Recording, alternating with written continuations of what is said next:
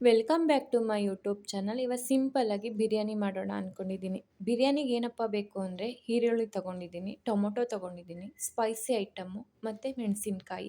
ರುಬ್ಬಕ್ಕೆ ಏನೇನು ಹಾಕೋಬೇಕು ಅಂತ ಅಂದರೆ ಈರುಳ್ಳಿ, ಬೆಳ್ಳುಳ್ಳಿ ಹಾಕ್ಕೋಬೇಕು, ಮತ್ತು ಶುಂಠಿ ಹಾಕ್ಕೋಬೇಕು, ಮತ್ತು ಕೊತ್ತಂಬರಿ ಸೊಪ್ಪು, ಚಕ್ಕೆ ಲವಂಗ, ಮೆಣಸಿನ್ಕಾಯಿ ಇಷ್ಟೂ ಮಸಾಲ ಪದಾರ್ಥಗಳನ್ನ ರುಬ್ಬಿಟ್ಕೊಂಡು ಆದಮೇಲೆ ಕುಕ್ಕರ್ಗೆ ಸ್ವಲ್ಪ ಎಣ್ಣೆ ಹಾಕಿ ಸ್ಪೈಸಿ ಐಟಮ್ ಹಾಕಬೇಕು. ಅದನ್ನು ಸ್ವಲ್ಪ ಫ್ರೈನ ಮಾಡ್ಕೋಬೇಕು. ಮತ್ತು ಈರುಳ್ಳಿ ಹಾಕಬೇಕು. ಈರುಳ್ಳಿ ಹಾಕ್ಕೊಂಡು ಚೆನ್ನಾಗಿ ಫ್ರೈ ಮಾಡ್ಕೊತಾ ಇದ್ದೀನಿ. ಫ್ರೈ ಮಾಡ್ಕೊಂಡಾಯ್ತಲೇ ಮೆಣಸಿನ್ಕಾಯಿ ಕೂಡ ಹಾಕ್ತಾಯಿದ್ದೀನಿ. ಇದನ್ನು ನಾವು ಚೆನ್ನಾಗಿ ಫ್ರೈ ಮಾಡ್ಕೋಬೇಕಾಗುತ್ತೆ. ನಾನು 1 ಟೊಮೊಟೊ ತೊಗೊಂಡು ಅದನ್ನು ಹೆಚ್ಚಿಟ್ಕೊಂಡು ಇದಕ್ಕೆ ಹಾಕ್ತಾಯಿದ್ದೀನಿ.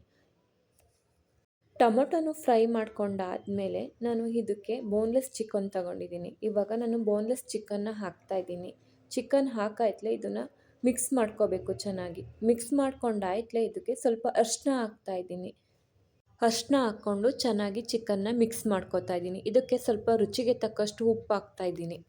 ರುಬ್ಕೊಂಡಿರೋ ಅಂಥ ಮಸಾಲೆನ ಇವಾಗ ಹಾಕೋತಾ ಇದ್ದೀನಿ. ಹಾಕ್ಕೊಂಡಾಯ್ತಲೇ ಇದನ್ನು ಚೆನ್ನಾಗಿ ಮಿಕ್ಸ್ ಮಾಡ್ಕೋಬೇಕು. ಮಿಕ್ಸ್ ಮಾಡ್ಕೊಂಡಾಯ್ತಲೇ ಚಿಕನ್ ಬಿರಿಯಾನಿ ಪೌಡರ್ನ ಆ್ಯಡ್ ಮಾಡ್ಕೋತಾ ಇದ್ದೀನಿ. ಪೌಡರ್ ಹಾಕಾದ್ಮೇಲೆ ನಾನು ಅಕ್ಕಿನ ಹಾಕ್ಕೋತಾ ಇದ್ದೀನಿ.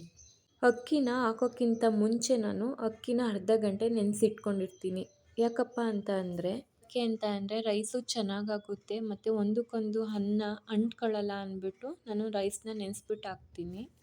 ಇಲ್ಲಿ ನಾನು 3 ಗ್ಲಾಸ್ ಅಕ್ಕಿ ತೊಗೊಂಡಿದ್ದೀನಿ. ಅಕ್ಕಿ ಮತ್ತು ಚಿಕನ್ನು ಎರಡೂ ಚೆನ್ನಾಗಿ ನಾವು ಮಿಕ್ಸ್ ಮಾಡ್ಕೋಬೇಕಾಗುತ್ತೆ. ಮಿಕ್ಸ್ ಮಾಡಿಕೊಂಡು 3 ಗ್ಲಾಸ್ ಅಕ್ಕಿಗೆ ನಾನು 6 ಗ್ಲಾಸ್ ನೀರು ಹಾಕ್ತಾಯಿದ್ದೀನಿ.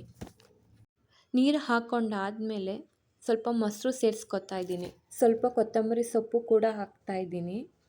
ಫೈನಲಿ ಬಿರಿಯಾನಿ ಈ ಥರ ರೆಡಿಯಾಗಿದೆ.